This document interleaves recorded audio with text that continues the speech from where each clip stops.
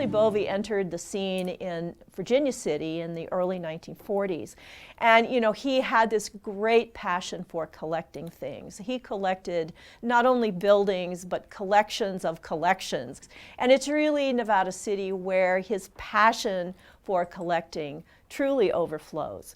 And so the story of Charlie Bovie at this point is that he comes into Virginia City in the early 1940s, begins to buy property, begins to trade for other properties, wants to establish a tourist attraction there, and begins to do his restoration. He built a few buildings according to historic photographs. He restored some buildings, et cetera, in Virginia City. But he had what was called Old Town, which was a recreated Western town in Great Falls at the fairgrounds there in a Quonset hut. And he had begun to collect those buildings from the 1940s, and he had this little established, created town there. But the fairgrounds decided they wanted to use that building for other purposes. So in 1959, he was asked to vacate the premises, and he was pretty desperate, I think, for a place to put those buildings. And so he happened to take a walk one day, so the story goes, from Virginia City. From Virginia City, he's walking down the highway and comes across this abandoned town, and actually the owner of the property happened to be there fixing to burn a couple of cabins. And they struck up a conversation, and Bovie talked him into selling the property, trading the property. They made some kind of a deal. And this became the perfect place to put Old Town from Great Falls. And so Bovie just had this knack for always being in the right place at the right time. The first building that he collected for his Old Town was the Sullivan Saddlery shop from Fort Benton. And next he was able to acquire the barbershop at Elkhorn. And then other buildings followed. And so these buildings were moved to Nevada City. Today you can see the Sullivan Saddlery shop there, full of Joseph Sullivan's wonderful inventory of saddle-making tools. And Sullivan operated in that building from 1881 up until the 20th century. And there's a very famous rocking chair there where Charlie Russell used to sit and tell yarns. He founded the Virginia City Players in 1949. And had this vision that, you know, the Virginia City Players would entertain the tourists, which they're still going strong today, you know. And so that was a great idea that he had.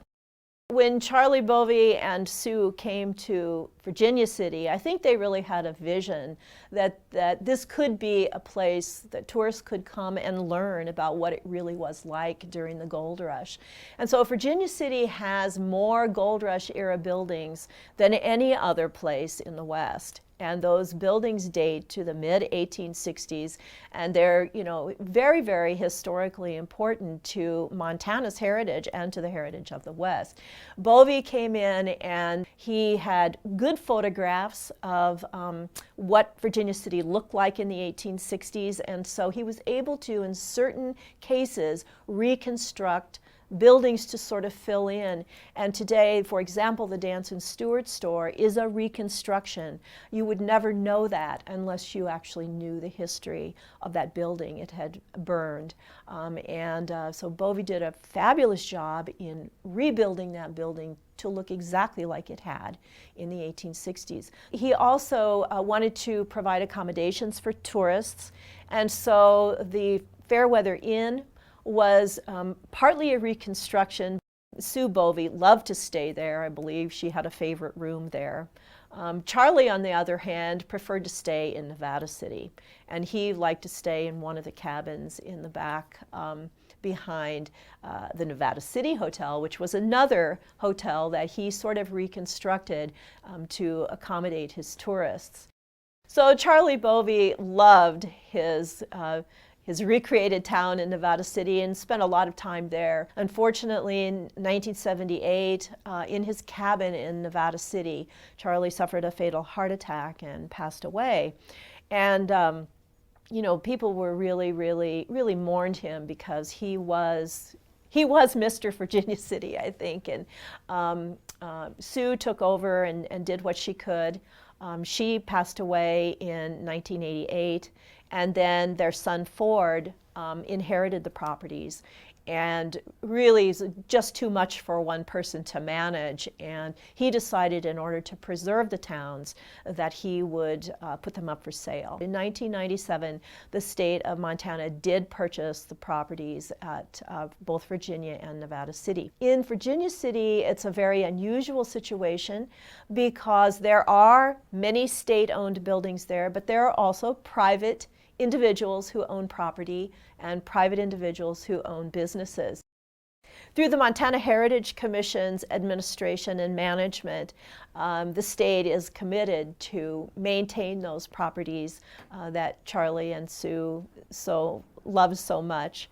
And under the auspices of the Heritage Commission today, many of those businesses operate for tourists, and you can visit both Virginia and Nevada City, but especially Nevada City, where you can really go back to the West and you can visit many places in Montana by just staying in that one place. And many of those buildings would not have survived had Charlie not really taken the initiative and brought them to that special place and placed them on the streets.